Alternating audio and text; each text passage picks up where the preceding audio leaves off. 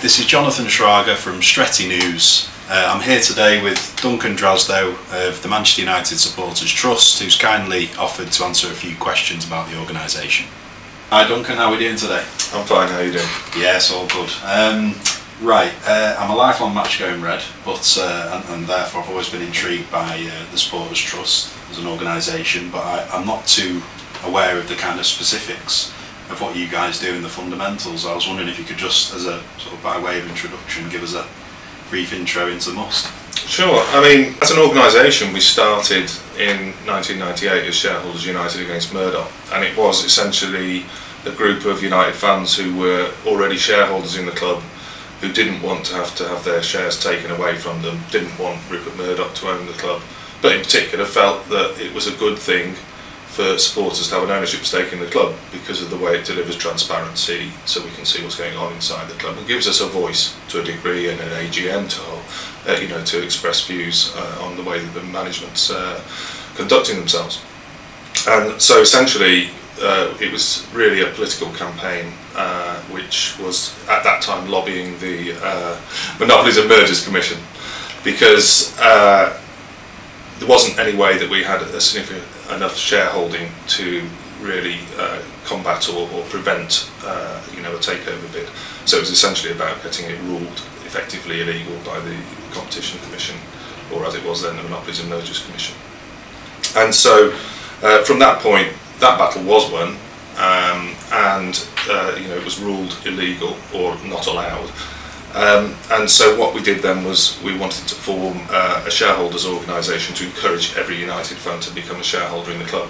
And the way that we did that was we formed a share scheme to make it easy for supporters to buy shares in the club, because at the time it wasn't as easy as it is nowadays to do it online and so on. And essentially what it was you'd join Shareholders United as it was then. You'd get a share in the club as part of your membership fee, and then you could make a monthly contribution or an ad hoc contribution if you wanted to buy shares. We'd hold them for you, but they were your shares and you could sell them at a later date. That worked okay, but it was relatively slow progress, and come 2004-2005, when the Glazers started circling in terms of a potential takeover, there was a realisation amongst a lot of supporters that actually, this might not be a good thing, and we had a significant growth in terms of supporters buying shares in the club, but you might say it was too little too late, because people don't really realise these things, even though we've been effectively saying that this is what could happen for a long time. And so there wasn't a mechanism to defend it in the way we had done against the Murdoch takeover, because there was no competition issue. So there was no way of defending it in that sense. The only way was defending it from the point of view of how many shares supporters could buy in the club in order to have a stake that couldn't be forced to sell. But that would have been very expensive, and it just isn't possible to turn that around in the time that was available. And unfortunately, the Glazers just about managed to get their finances together, and it was very close. They nearly failed, and it was a matter of hours involved in terms of various transfers of cash and so on. But what it meant was they were able to buy out the Irish shareholders, which meant that they could then do a whitewash eventually, where effectively they could force every shareholder to sell, because they'd got beyond about 90% of the shares by that point. And so we were all forced to sell essentially, and even if you didn't agree to sell, your shares became void anyway, so there was no point hanging on to them except for a piece of paper which you could keep anyway, and I know a lot of shareholders did. And so at that point it was a decision for the organisation: do we actually continue? We can't buy shares anymore, what's the point of this organisation? And that's partly why, again, we changed our name, Manchester United Supporters Trust, MUST. And that's because it was then coming to an aspiration for a change in ownership, so it's more of a campaigning organisation to reassert that option for supporters to be able to buy shares in the club. And in a sense that has happened now in terms of the New York Stock Exchange float. It's a bit of a complex process in terms of deciding whether it's a good thing or not to buy shares, and at the moment we haven't recommended that to supporters. But we hope that the option to buy shares is going to become meaningful again in the near future. In other words, if the Glazers are prepared to release more shares and or change the structure of the shares so they don't have these shares with massively greater voting rights. Right. So essentially that's where we are now. We still believe that the best ownership model for a football club, certainly an elite football club like Manchester United, is where the supporters might hold a majority shareholding, but they don't get involved in the management or running of the club, but they have a veto in the event that things are going horribly wrong. But most of the time, that veto wouldn't be possible to exercise because not all the supporters are going to agree on something. Yeah. But obviously, in a scenario where someone said, these guys want to put £600 million of debt on the club, we're pretty sure we'd get a vote against that in that sort of scenario. Should that occur? I mean, that's a hypothetical because it's not exactly how it happened with the Glazers. Yeah. So that's really what we view as the ideal model, and you might say it's a bit like the Bayern Munich model where you've got a minimum stake held by fans, but we absolutely aren't interested in running the club ourselves. We're not qualified to do that, and we don't think it's good for supporters to be directly involved.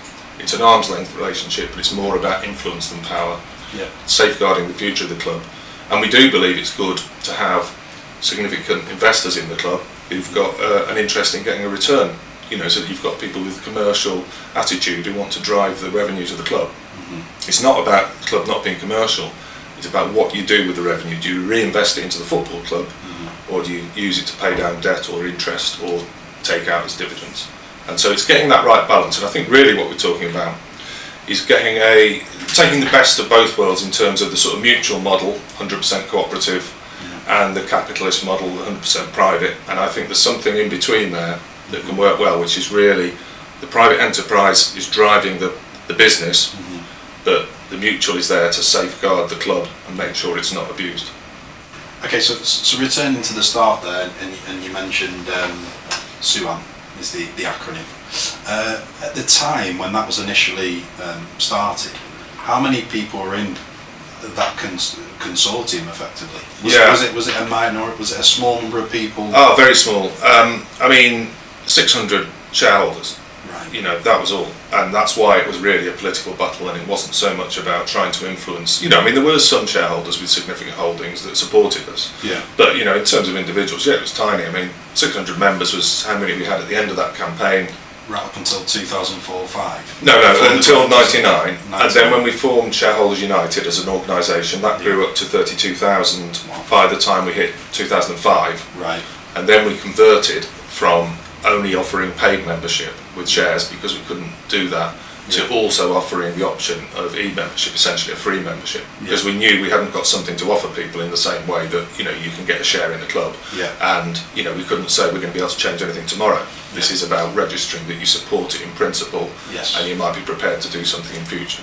And on that basis, we've grown to over 200,000 members today. Okay, and at its peak, what kind of percentage of the club did you actually manage to own? Yeah, I mean, I would say probably we had influence over only about 8, 9, 10%. About 17% were in the hands of small shareholders at the time of the Glazer takeover. And I don't know exactly the identity. We did have a copy of the share register, of course, at the time, but I think we could speak for about 10% confidently, and possibly a bit more, but not enough to to absolutely block anything.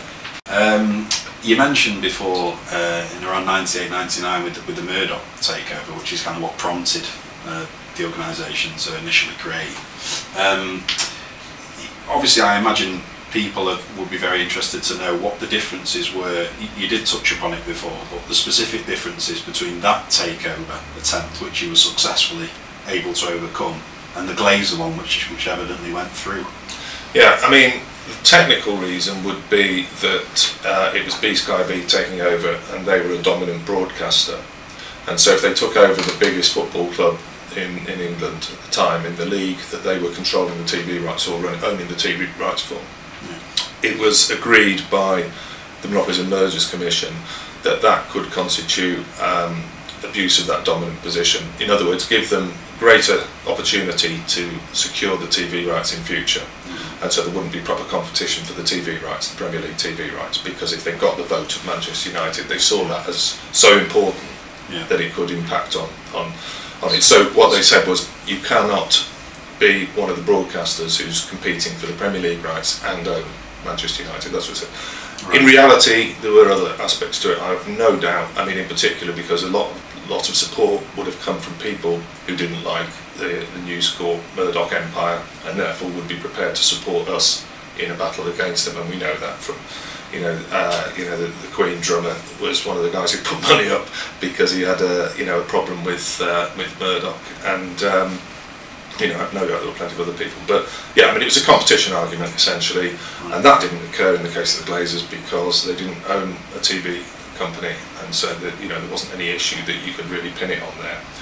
There was consideration, we know, because we've had freedom of information requests since the takeover, that showed that the government at the time did consider whether they could block it, but it would have required a change in the law which may have had quite substantial impacts on general company law, talking about leverage takeovers. Yeah. And so in the end they concluded that they couldn't do that just for football because it would be too complex. But it was interesting that they tried, I think, or at least examined it. Yeah. And it slightly surprised us. I mean, clearly we were lobbying for that, but we didn't know how much impact we were making at that time. So essentially all it came down to was, like any normal takeover, can you get enough shareholders to sell to you? Once they got past 75%, they can delist it from the stock market. And once you do that, not many people want to hold on to the shares because they can't trade them anymore. Yeah. So they're very likely to accept the offer unless they only own the shares for emotional reasons. But that's our problem, that there were too many people who didn't only own them for emotional reasons, and therefore those of us who would like to hold our shares didn't have the opportunity to do that. And you mentioned before, obviously, that you only had a real short time frame in which to work when you realised that the Glazers were interested in the club. You mentioned that potentially, had you had more time, maybe you could have built up a bigger share by which you could have challenged the takeover. How long do you think that would have taken, potentially? Yeah, I mean, I think the thing is, almost, it's not exactly that we didn't have the time, it's that the supporters didn't have the time from the point when they recognised this was a genuine possibility and what the consequences might be. Because you have to remember, at that time, we were saying that the problem is that if they go ahead with this takeover, they're going to dump huge amounts of debt on the club. Yeah. There was denials about that at the time, and not everyone believed that would happen. And it was only after it was obvious it would happen that people started to activate and get involved. And so I think, if we'd got 6 to 12 months, and it was possible because you can get a kind of, I'm trying to think of the right term for it, but essentially you can be forced to either bid or you can be blocked out by the Competition Commission. And that was why the Glazers came very close to that within a few days of that. And if they'd failed to get their finances together or failed to get the due diligence which allowed them to get the filings together, they could potentially have been blocked out for 6 months. And in that scenario, we'd have obviously been talking to people who have access to finance about what are we going to do here, talk to banks and so on. Yeah. Can we put something together in order to secure a stake? And in fact, in addition to that, we did talk to a major international merchant bank about a mechanism whereby the club could buy out some of the other shareholders to get a stake that was a blocking stake that was bigger than 25%, which would therefore prevent any other owners from being able to get 100% ownership. Yeah. And that came quite close to happening. And interestingly enough, I think that probably what happened was that information was leaked out because we had a meeting with this bank in London, and it was a big meeting where they bring all their guys around the table, so there's about 20, 30 people in the room. And we'd agreed a way forward which would involve the club effectively borrowing against itself in order to buy these guys, buy some of the major shareholders out to form a blocking stake. Yeah. And within 2 days of that meeting, the Glazers had upped their shareholding to over 25%. And that meant that they could then block this move because it would have required a special resolution with 75% of the votes. Right. So it was close though. I mean, and I think people don't understand how close we were in a number of ways. We got quite close to to formulating a blocking position and/or the Glazers failing in their bid. But that's the way it worked. Right. Okay, so we're moving on now onto your, obviously the Glazers took over and you've carried on and you're sort of operating in the way that you operate now. Your relationship with the club over the years, sort of since the late 90s when you originally formed under the original acronym, how's the relationship developed with the club? Yeah, sure. I mean, obviously, what is the definition of the club in these situations is difficult, but I mean, I can answer it. Prior to the Glazer takeover, we had a very good relationship at board level. We met with David Gill, Nick Humby and other directors, and there were talks about forming a trust that would involve the club and the supporters. But obviously once the takeover really became active, they couldn't talk to us, and there were various things that made them probably not want to talk to us because of actions that other groups and individuals had done. And that meant that the relationships broke down at that point, and they no longer would talk to us during the takeover period. And post takeover, they obviously made the decision in much the same way. Sir Alex would have made that decision. If you're staying, you've got to play that game 100%. You can't stay in post while secretly undermining the owners and talking to supporters who disagree with what the owners have done. Yeah. And so essentially that meant that there was an end of relationships. Of course, we still had dialogue with certain people inside the club, but it was only on an informal basis, and we had no dialogue whatsoever with David Gill in particular. And so it was only really after he left that there was an opportunity to re-establish a dialogue, and we're waiting to see how that works out. Okay, so I mean, if you look at during your existence, there's been sort of 3 or 4 chief execs at United. Starting with Martin Edwards, and then obviously Peter Kenyon, David Gill you touched upon, and now Ed Woodward. So you had a rapport with David Gill prior to the takeover, but thereafter essentially had to sever ties. And when you say you're waiting now to re-establish contact potentially, we're talking with people like Ed Woodward and what have you. Have you had any potential contact or? Yeah, we have had a meeting with Ed Woodward, and I would say it was a pretty positive meeting. But I think really we've got to see what actions come out of it. I do think he recognises that it's possible for the club to be much more flexible and much more friendly, in particular towards match-going fans. Not least because the revenues in other areas have gone up to the point where ticket revenues are less important than they used to be. And so therefore, there's even the potential to sacrifice some of that small amount of that revenue in order to get better relations, because better relations might be better for the sponsors and better for the image of the club, the brand, I would imagine they would view it. And so I think that was a key thing. And of course, it's also true that the cost of the interest on the debt has significantly come down, not just because the debt's come down, but also because they've managed to renegotiate it. And so I think that's given them much more flexibility, and I think that's why they're prepared to look at things like safe standing and options on singing section and kids tickets and all these other sorts of issues, because they're not going to really impact significantly negatively, and probably would impact positively, even financially. And therefore I think they've got a degree of flexibility there. But as I say, we've not seen those words turned into action yet, and that's not me being cynical that they never will be, but I can only comment on what's happened so far. And obviously, because the Glazers still own the club, and like you said, when they took over, David Gill had to effectively end the kind of contact that you had with him. I suppose obviously Ed Woodward, now the Glazers are still there, so there still is that element of potentially being a conflict of interests, given your ultimate objective, really, fans owning the club. So obviously you say you're able to talk about other initiatives that the club are willing to attempt, but obviously when it comes to your actual principal objective, is that something that still would be sort of well off the cards? No, not at all. I mean, in our meeting, I forget, maybe it lasted an hour or 2 hours, I think, but that was nearly all we talked about. It was what we believe is the right model for the club. I don't think there's any point in shying away from that, because we're not withdrawing from that principle. We think that's right, and whether it happens after the Glazers or at some point in the future, that's what we think is the right model, and therefore we continue to strive towards it. And I think there was an understanding that we had a good argument about how you can actually improve or enhance the value of the club, even commercially, if you get the right ownership model where the supporters feel part of it rather than exploited as customers. And I think, again, looking at the model that you've got in Bayern Munich, they have tremendous commercial revenues, despite the fact they've got a much smaller fan base, and they've got nowhere near the global fan base that United have got, and that's given us this opportunity to really expand the sponsorship globally. But still, they generate as much commercial revenue as we do, and that's pretty amazing considering I guess their fan base is a tenth of ours, you know.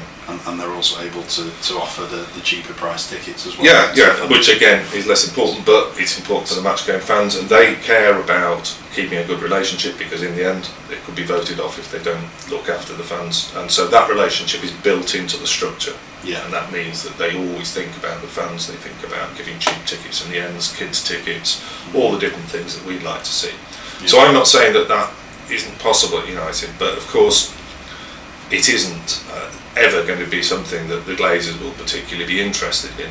Yeah. But I think there are arguments you can make even in the scenario where they stay as, and of course they're majority owners now rather than 100% owners, but yeah. even if they stay in that position, I think there still is an opportunity to make some progress.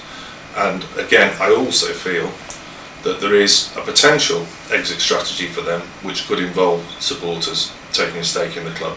Yeah. So all this is really about, in terms of a change of ownership, will be about what the valuation is. Yeah. I believe if the Glazers' valuation comes down to something certainly below 1.5 billion, maybe closer to 1.2, yeah. then I believe there's a viable proposition there for supporters to have a stake in the club in combination with other financiers. Right. And you sort of alluded to the Glazer debt there. I mean, this is sort of pure conjecture really, but if you were to hazard a guess at a kind of time frame for when the kind of debt would be eradicated totally, what kind of time frame would you put on that? And how do you think that will impact their kind of, shall we say, their stance within the club and their opinions? I mean, the short answer would be infinity, because I don't believe they intend to pay down the debt. Right. What they wanted to do was get it down to a level where the cost of the interest isn't so great that it impacts on the ability to operate and compete as a football club.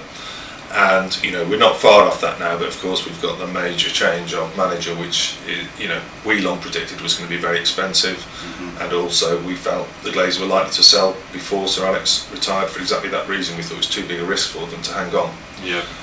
They haven't done, and so now they've got to, you know, play this out, and I mean this is going to be an interesting 1 or 2 years now, you know, and this could be pivotal in their ownership. This might be the point at which you know, their valuation starts to come down to the same sort of level as potential buyers.